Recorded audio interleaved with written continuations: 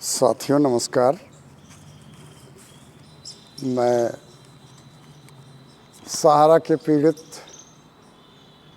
निवेशक साथियों भाई बहनों की तरफ से आज फिर एक बार इस YouTube चैनल आपकी आवाज़ DL यादव 4748 के माध्यम से आपके समक्ष कुछ जानकारी के लिए आया हूं और मैं कुछ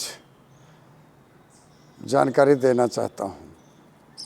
साथियों, वर्तमान समय में दिल्ली प्रदेश विधानसभा के आम चुनाव हुए, जिसमें माननीय मुख्यमंत्री दिल्ली प्रदेश श्री अरविंद केजरीवाल साहब की सत्ता चली गई और चुनाव में भारतीय जनता पार्टी ने बहुत बड़ी जीत हासिल किया। साथियों, इस भारतीय जनता पार्टी की जीत पर मैं पार्टी के नेतृत्व, पार्टी के नेताओं, पार्टी के पदाधिकारियों का हार्दिक स्वागत, अभिनंदन और शुभकामनाएं देता हूं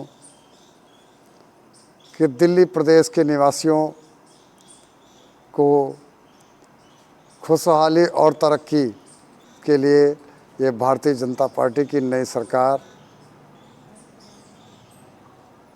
एक विकास की गति, सुख शांति के साथ दिल्ली प्रदेशवासियों को सुविधा, सुलभ और आसान व्यवस्था उपलब्ध कराएगी। साथियों, इसी चुनाव के दौरान उत्तर प्रदेश के अयोध्या जनपद में मिल्कीपुर चुनाव हुआ, जिसमें भारतीय जनता पार्टी की बहुत अच्छी जीत हुई। मिल्कीपुर उपचुनाव जो हुआ, इसमें समाजवादी पार्टी को करारी शिकस्त खानी पड़ी। साथियों, भारतीय जनता पार्टी प्रदेश में माननीय श्री योगी आदित्यनाथ जी मुख्यमंत्री उत्तर प्रदेश के अथक प्रयास से और सर्वांगीण विकास, प्रदेश का चौमुखी विकास हुआ, जिससे भारतीय जनता पार्टी की जीत हुई। तो साथियों, मैं प्रदेश के भारतीय जनता पार्टी के नेताओं को, पदाधिकारियों का हार्दिक स्वागत, अभिनंदन पुनः करता हूं और जो भी जीत हुई है उसको शासन सरकार जो उत्तर प्रदेश की है, माननीय मुख्यमंत्री जी के नेतृत्व में चल रही, और तरक्की खुशहाली की तरफ हमारा प्रदेश बढ़ेगा। साथियों, यह चुनाव प्रणाली भारत में कोई नई नहीं है, युगों से चलती आ रही है। साथियों, मैं दिल्ली के पूर्व मुख्यमंत्री केजरीवाल जी, जो आम आदमी पार्टी के नेतृत्व करता हैं, उनसे भी मेरा एक निवेदन दे रहा है कि आपकी सरकार काफ़ी लंबे समय तक दिल्ली प्रदेश में रही, लेकिन आपने कभी भी देश की ठगी पीड़ित कंपनियों के निवेशकों के लिए आपने आवाज़ नहीं उठाई। साथियों, मेरा मानना यही है कि देश का ठगी पीड़ित निवेशक सरकारों की तरफ देखता रहता है और जब भी उसको मौका मिलता है शायद कुछ परिवर्तन करना चाहता रहता है। तो माननीय केजरीवाल जी, दिल्ली प्रदेश में आपकी सरकार थी, आपको निवेशकों की लड़ाई में, दुख दर्द में हिस्सेदार बनना चाहिए था। कभी आपने या आपकी पार्टी ने निवेशकों की, पीड़ितों की आवाज़ नहीं उठाई। साथियों, मैं यही बात माननीय श्री अखिलेश यादव जी, जो उत्तर प्रदेश के पूर्व मुख्यमंत्री तथा समाजवादी पार्टी के राष्ट्रीय अध्यक्ष हैं, यही विचार, यही सवाल मेरा आपसे भी है इस YouTube चैनल के माध्यम से कि आपने कभी भी सहारा या तमाम कंपनियों से पीड़ित निवेशकों के दुख दर्द को नहीं समझा और कभी भी कोई आवाज़ नहीं उठाई। निवेशकों का भुगतान कराने के लिए आपने कभी कोई संघर्ष नहीं किया और ना आपने सरकारों से जवाब सवाल किया।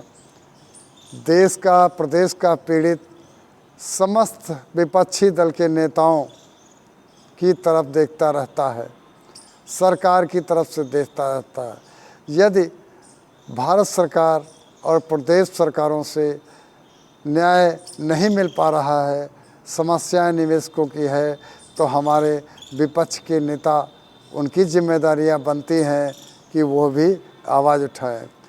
यही सवाल माननीय श्री राहुल गांधी जी, कांग्रेस पार्टी के नेता हैं, उनसे भी निवेशक साथियों की तरफ से मैं यही सवाल करता हूं कि आपने कभी सहारा के या तमाम कंपनियों से पीड़ित निवेशकों के लिए कोई ठोस कदम, कोई दुख दर्द में उनके हिस्सेदारी नहीं किया, भुगतान के लिए कोई आवाज़ नहीं उठाया।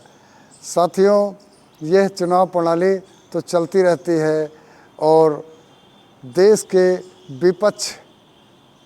विपक्षी दलों की, राष्ट्रीय दलों के नेता व प्रांतीय स्तरों की जो पार्टियां हैं, उनकी भी जिम्मेदारियां बनती है कि हमारे देश में तमाम कंपनियों के द्वारा, उनके प्रबंधकों के द्वारा, डायरेक्टरों, चेयरमैनों के द्वारा निवेशक लूट लिया गया है, धोखाधड़ी की गई है।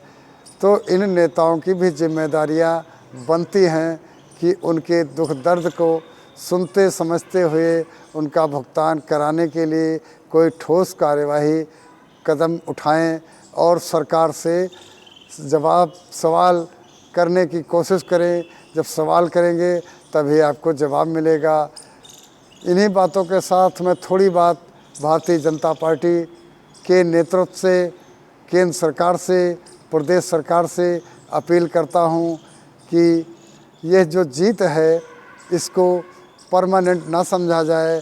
कभी फिर चुनाव आता है तो ये निवेशक, जो पीड़ित निवेशक ठगी का शिकार हुए हैं पूरे देश के, ये कोई ठोस कदम भी उठा सकते हैं जो उनके दुख दर्द को आप लोग ध्यान से सुने और उनके भुगतान का निदान कराएं। इन्हीं बातों के साथ मैं जीत पर पुनः भारतीय जनता पार्टी को बधाई देता हूं और विपक्ष के नेताओं को भी इस बात की अपील करता हूं कि देश और प्रदेश के जो भी ठगी का शिकार हुए हैं निवेशक, उनकी दुख दर्द के सुने समझें, उनकी समस्याओं को हल कराएं, उनका भुगतान करने का प्रयास करें। इन्हीं बातों के साथ मैं एक बार फिर निवेदन और अनुरोध करता हूँ कि जो भी विचार रखा हूँ इस पे हमारे पक्ष और विपक्ष के नेता लोग, पार्टी के लोग पीड़ितों की आवाज़ को सुने। धन्यवाद।